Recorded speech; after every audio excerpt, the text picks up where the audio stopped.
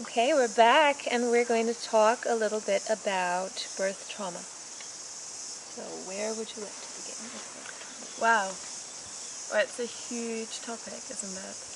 And it's actually a topic that affects all of our lives because we've all been born. And that's an amazing discovery to make, because sometimes we think that birth is just about women giving birth to babies, but we've all been born. Totally. So Yeah, definitely. it's something that affects women as well as men, babies and children, and there's so many different aspects to it. There's the physical aspect that until recently we've had about 100 years where, at least in our Western world, birth has become more and more medicalized.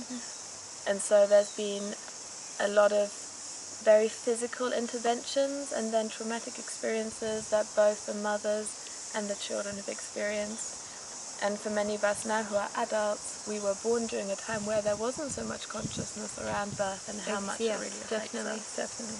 Yeah. No, I hear you, and I'm just, as you're talking, I'm recalling some of the things I've experienced myself through body work and through, at a certain time in my life, I participated in a lot of holotropic breath work and went into a lot of my birth issues there, although maybe a little unconsciously. And one specific example, I went to a shamanic healer and I went straight back into the womb, and just the feelings that a fetus can experience of loneliness and the intensity was really quite profound. And I've seen that in the hypnotherapy circles, and definitely on the table with our Vigo, a lot of that comes up for people, even though they don't connect it. So how do you lead people through that?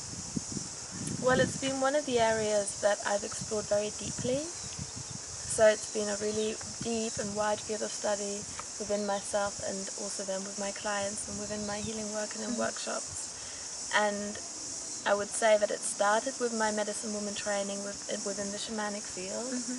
I participated and then shared a lot of medicine journeys around, similar to what you just discussed, really coming back through breathing and through guided imagery to our experiences and reconnecting to the feelings within the body.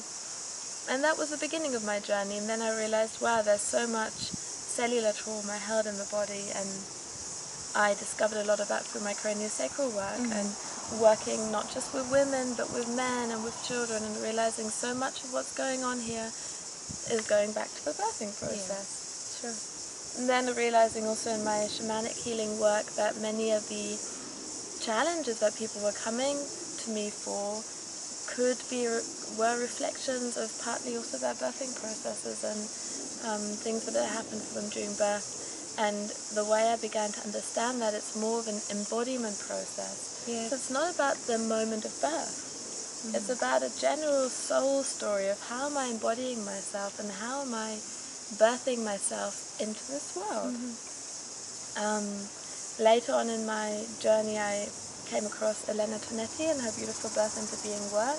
Beautiful. And she really expands on that aspect of how our limbic system is imprinted with our birth experiences and how that affects us in our lives. And I found that really powerful and very transformational work. Yeah, definitely. Through my experiences with being with women in the birthing room, in the delivery room, at home, I could see the important connection between oxytocin and that expansion of love, and how fear is contraction and love is expansion. And so I started seeing, wow, oxytocin is so important. How can we create oxytocin supportive environments? How can we elevate our oxytocin levels? How can we expand our hearts? How can we bring love into the birthing room and into our lives to start in a very holistic and natural and organic way, releasing some of that holding. Absolutely.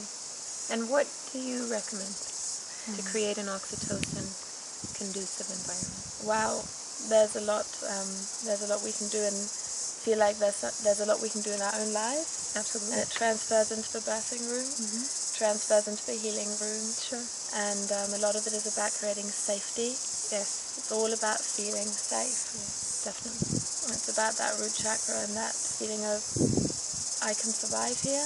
And then I can be nourished here, and then I'm loved here, and then I can thrive here and open here. Absolutely. And it's a lot about love and the heart, Really. expanding that unconditional love.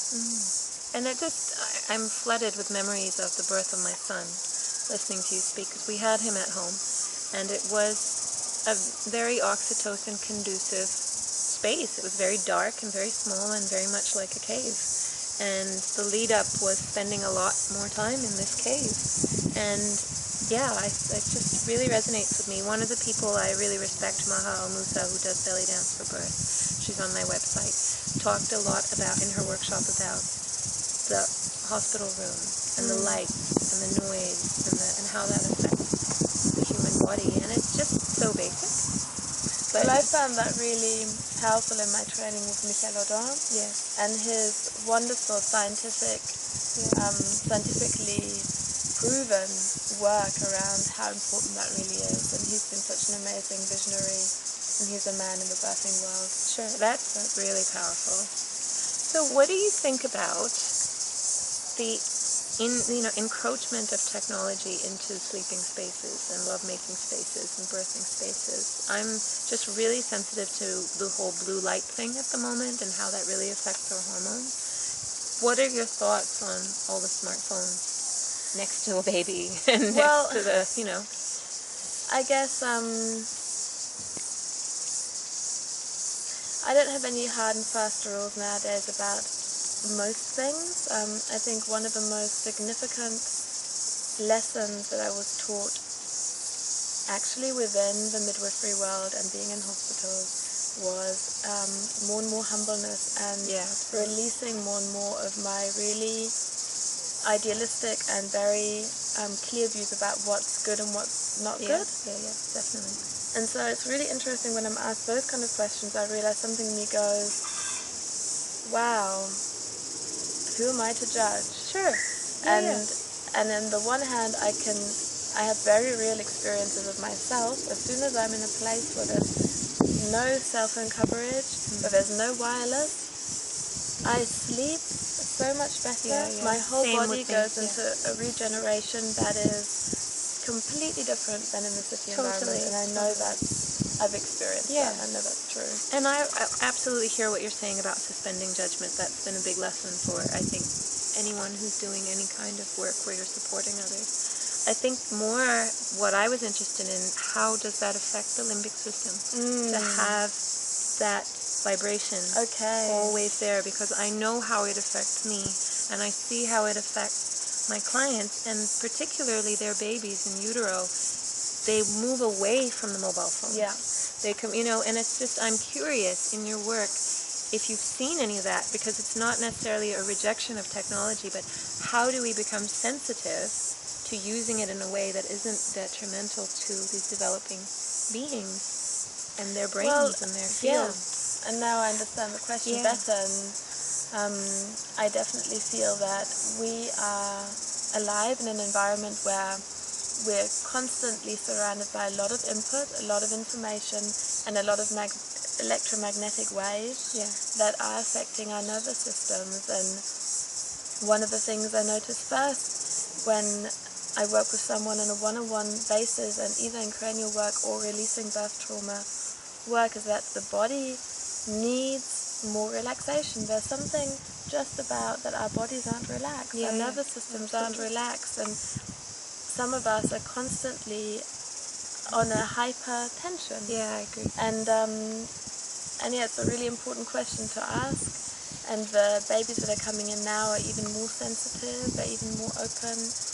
and they're coming in with a lot of consciousness. And as the soul's embodying on this earth, it needs to feel it's a big process embodying on this earth.